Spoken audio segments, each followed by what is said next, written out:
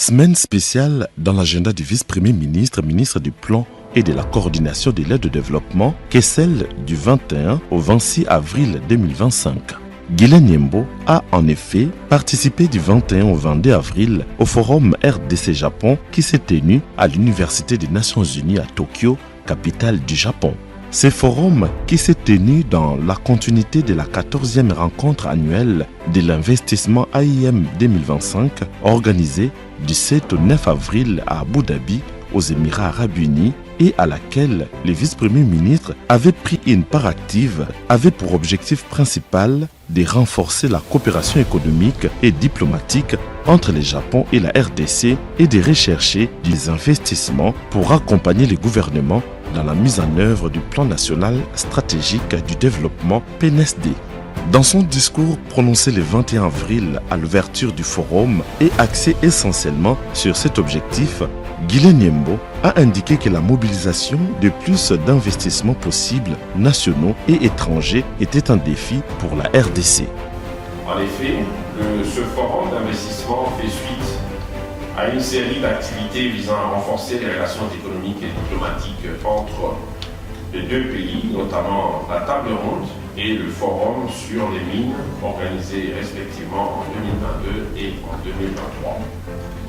En effet, depuis 2021, le Japon a lancé des initiatives dans le cadre de sa diplomatie économique centrée sur trois aspects, à savoir l'établissement des règles pour le renforcement des systèmes économiques mondiaux libres et ouverts en promouvant divers accords économiques.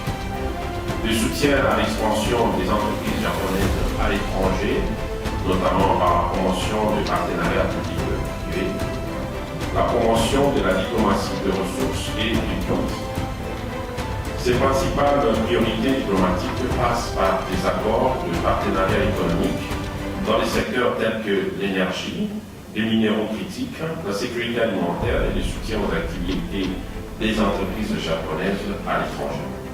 Aux partenaires et investisseurs potentiels, le vice-premier ministre a répété son message favori que la RDC est une terre d'investissement où se jouent les présents et l'avenir de la planète.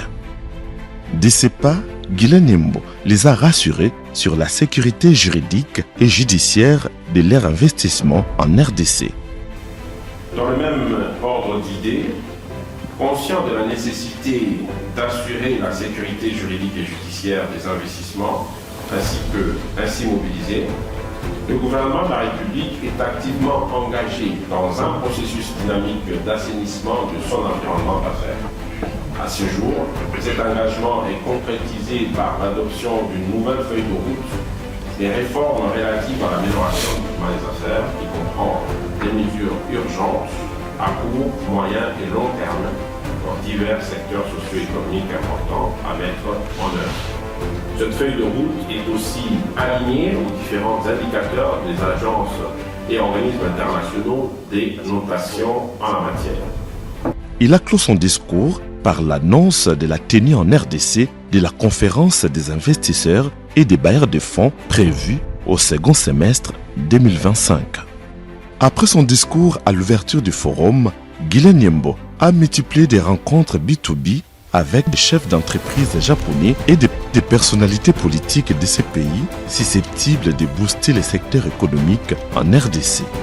Face à ces interlocuteurs, il a encore plaidé en faveur de la mobilisation des ressources complémentaires pour combler les gaps des financements du plan national stratégique de développement PNSD pour la période 2024-2028.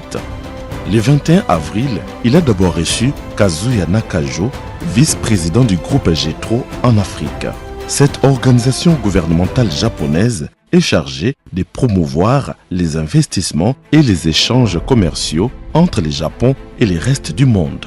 En Afrique, il y a un intérêt pour cette organisation dans les pays francophones, d'où elle tente d'ouvrir une porte par la RDC. Le vice-premier ministre a ensuite rencontré Kubota Hiroshi de la société Jokmek. Il s'agit d'une agence gouvernementale japonaise chargée d'assurer un approvisionnement stable en ressources énergétiques et métalliques essentielles pour l'industrie japonaise. Jacques Mec veut intensifier sa relation avec la RDC à l'approche de la TICAD 9. Guilain Nyembo a invité ces deux organisations gouvernementales japonaises, JETRO et JOCMEC, à renforcer leurs rapports bilatéraux avec l'Agence japonaise des coopérations internationales et à participer à la conférence des investisseurs et bailleurs de fonds prévue au second semestre 2025 en RDC.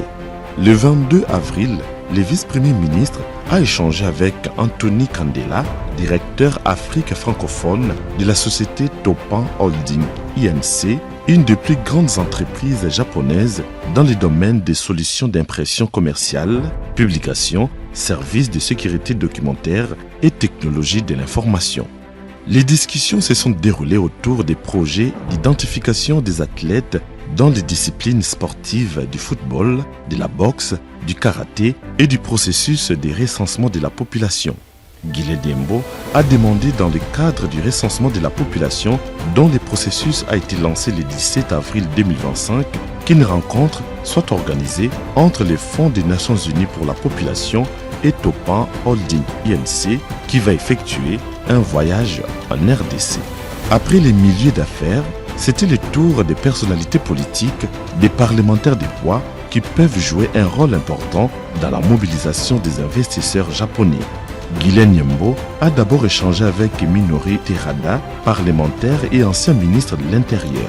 Il a été question entre eux du renforcement de la coopération entre les deux pays, particulièrement dans les domaines de l'agriculture et du développement rural.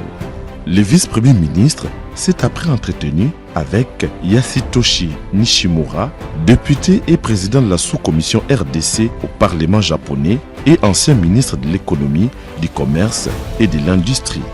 Parmi les points abordés, les retours du Japon dans l'écosystème des investissements en RDC. Le VPM a présenté les PNSD et les opportunités que le Japon pourrait saisir dans sa mise en œuvre dans les secteurs de l'agriculture, de la pêche, de l'énergie, des mines et des nouvelles technologies. Il a été décidé, lors de ces différentes rencontres, de mettre en place un groupe de travail mixte, ministère du Plan et de la Coordination de l'aide au développement, ambassade de la RDC au Japon, en collaboration avec la Task Force RDC Japon. Dans la soirée du 22 avril, dernier jour de mission du vice-premier ministre au Japon, Guilain Nyembo a participé en visioconférence à la première réunion du comité de pilotage du nouveau cadre de coopération des Nations Unies pour la période 2025-2029. Il a réaffirmé à cette occasion l'engagement du gouvernement de la RDC à garantir la conférence des politiques publiques dans la mise en œuvre de ces cadres de coopération.